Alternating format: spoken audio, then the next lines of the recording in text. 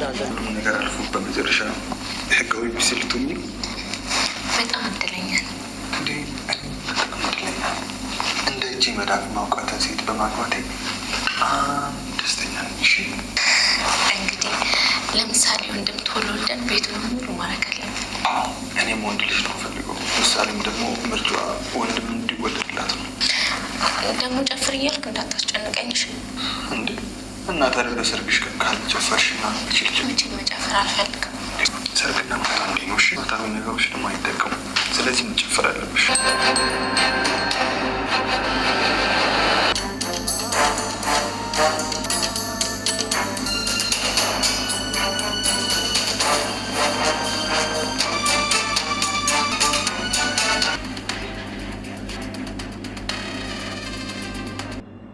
ሜላት እንግዲህ በሰርጋቸው ቀን እጅግ በመናደዷ እንዴት ባሌን ተነቅጬ ዝም ብዬ ልቀመጥ እችላለሁ በማለት እንግዲህ የወንድ ልብስ ለብሷ እነሱ እየለባበሱ ባሉበት ለፎቶ የተቀዳ ወይን ውስጥ መርዝ ጨምራበት እንግዲህ ብሩኬና ቅድስቴም ሳያውቁት መርዙን ሊጠጡ እያሉ ነው ያሉት ማለት ነው።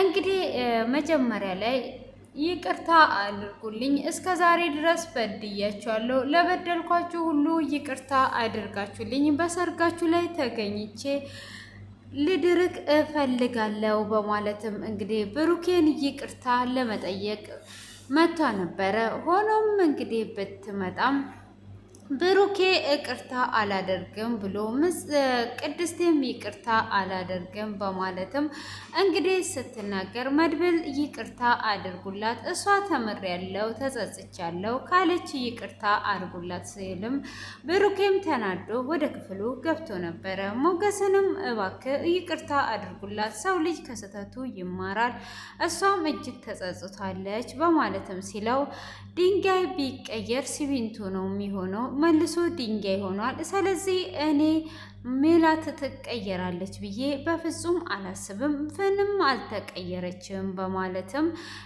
ለመድብል ይነግረዋል። መድብልም እባክህ ትቀየራለች፣ ሰው ሆኖ የማይቀየር ስለሌለ ብሩኬን ላናግረው በማለትም ብሩኬን ለማናገር ወደ ውስጥ ገብቶም ነበረ። ብሩኬንም እባክህን ይቅርታ አድርግላት በማለትም ሲጠይቀው አሁን ላይ ይቅርታ አላደርግላትም በማለትም ይናገረዋል። ማለት እንዴት ነው ይቅርታ የማታደርግላት? ሰው ሆኖ የማይሳሳት የለም። አሁን ላይ ደግሞ ተጸጽታ እናንተን ሁለታችሁንም ቁጭ ብላ ልትድራችሁ ነው በማለትም ሲል ሚስቴ ነበረች እኮ ሚስቴ እንዴት ነው እውነት የፈለገ ነገር ይቅርታ ብታደርግ ቁጭ ብላ እኔን የምትድረኝ? በፍጹም ይሄ አይሆንም በማለትም ይናገረዋል። እንዴ አግባት እኮ አይደለም ያልኩ ይቅርታ አድርግላት ነው ያልኩ እንጂ መቼ እኔ ለትዳር አግባት ብዬ አልኩ ብሎ ሲልም እኔ ሰርጌን በሰላም መዋል እፈልጋለሁ።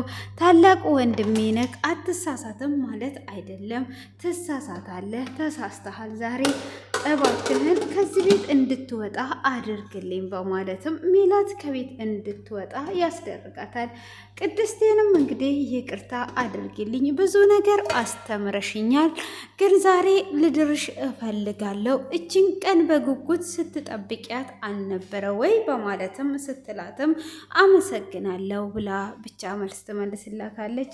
ሉላንም እንግዲህ ከዝና ስለተገላገልሽ እንኳን ደስ አለሽ፣ በጣም ደስ ይላል ስትላት ሉላም እንግዲህ ተቀየረች መስሏት አመሰግናለሁ በማለት ትመልሳለች። ሞገስንም እንግዲህ ተቀይሬያለሁ እባካችሁ ይቅርታ አድርጉልኝም በማለት ስትጠይቀው በዚህች ቀን ክፉ ቃላት አታናግሪኝ፣ ምንም አይነት ይቅርታ ላንቺ አይገባሽም፣ ስለዚህ ዞር እንድትይልኝ ብቻ እፈልጋለሁ በማለትም ይመልስላታል። ሆኖም እንግዲህ ዝናን አውጣው እንዳለውም እንግዲህ ሊያወጣት ይመጣል ማለት ነው። መድብልን አውጣልኝ እንዳለውም ወንድሙን ትዕዛዝ ጠብቆ እንግዲህ ሜላትን ይቅርታ አድርግልኝ እኔ ልሸኝሽ ብሎ ይላታል። መድብል አንተ በጣም ጥሩ ሰው ነህ፣ እኔ ምንም ችግር የለውም በማለት እራሴ እወጣለሁ ትለውና ይሸኛታል።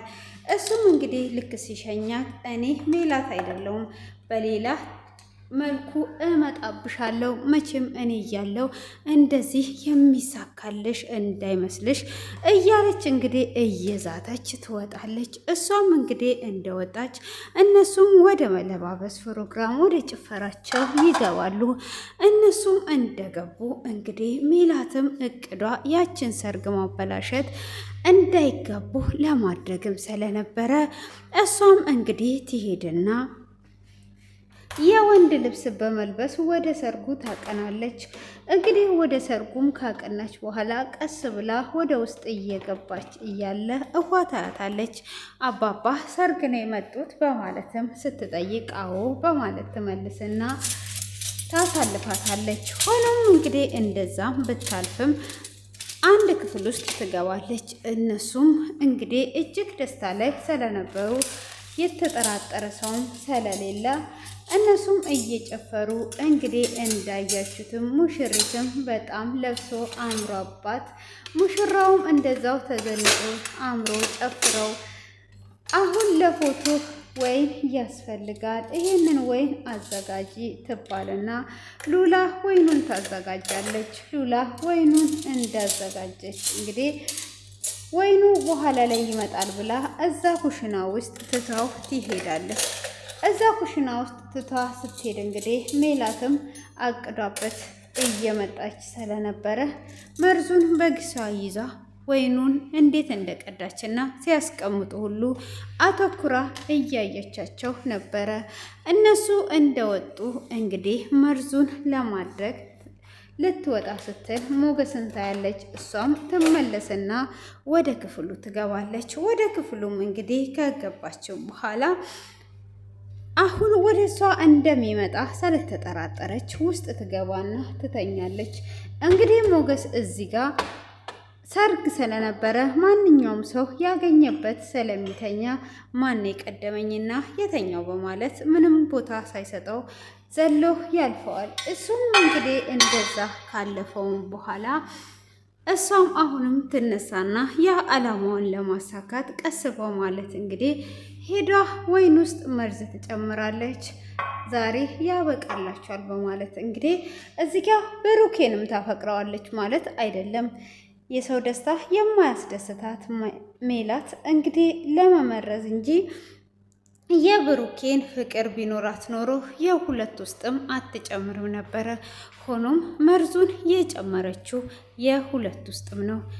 እንግዲህ ያ ወይን ከፎቶ ከሁሉም መልስ በኋላ ወይኑን እንድታመጣ ትታዘዝና ወይኑን ሄዷ ታመጣለች። ወይኑንም እንግዲህ ፎቶ እንደተነሳሱበት ያንን ወይን ለመጠጣት ወደ ጉንጫቸው ጋር ያደርጋሉ። እሱም እንግዲህ ክፍሉ በዚህ አይነት ተጠናቋሉ። እንግዲህ እዚህ ጋር ቅድስቴ እጅግ ዋጋ ከፍላ ለምሳሌ ራሷን መስዋዕት እስከ ማድረግ አዲሷ ነው ለዚች ቀን የደረሰችው። ግን እስከ ዛሬ ድረስ ሜላት ምንም አይነት ትምህርት አልተማረችም። ሁል ጊዜም በራሷ መንገድ መስመሮችን ለማስተካከል ያልሆነ ነገር ታጠፋለች። እንግዲህ እንደዛ ጎንበስ ብላ ስትለምናቸው የነበረው እዛ ጋር ክፉን ነገር ለማድረግ ነበረ። ሆኖም በዛ አይነት መንገዱ ባይሳካላት እንኳን አርፋ አልተኛችም ነበረ። እንግዲህ ቅድስቴም ደግሞ ወንድ ልጅ እንደምትወልድለት ቃል እየገባችለት ነው። እንግዲህ ቤቱን በልጅ እንሞላለን እያሉም እየተጫወቱ እጅግ በጣም ደስ የሚል የፎቶ ፕሮግራም ካደረጉም በኋላ መልሱንም እንግዲህ በገጠር እንደሚያደርጉ ቃል እየገባላት እናያለን። እሷም እንግዲህ ይህንን ስትሰማ እጅግ ነበር የተደሰተችው። ሆኖም የሜላት ነገር እንጂ የሚያሳዝነው ሁሉም ነገር እጅግ በጣም ደስ የሚል ነበረ። ሜላት ግን እንግዲህ ዛሬ ላይ እነሱን መርዟ ምን ልታደርግ እንዳሰበች እንጃ።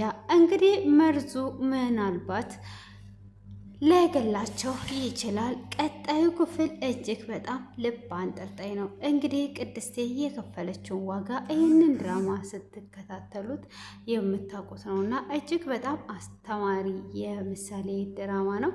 በጣም ተወዳጅ እንግዲህ ምሳሌም ያ ሁሉ አልፋ ዛሬ ላይ የምትወዳትን ልጅ አባቷ አግብቶ እንግዲህ እየጨፈረች እየሳቀች እየተደሰተች ትገኛለች ማለት ነው። እንግዲህ ቀጣዩንም ይዤላችሁ እመጣለሁ ውድ የሲና ቤተሰቦች አስተያየታችሁን እንግዲህ ስለ ሜላትም ስለ ቅድስትም ስለ ሁሉም ያላችሁን አስተያየት ኮሜንት ላይ በማስቀመጥ እንድትቀላቀሉ ስል በአክብሮት ጋበዝኳችሁ። መልካም ምሽት፣ መልካም ቀን።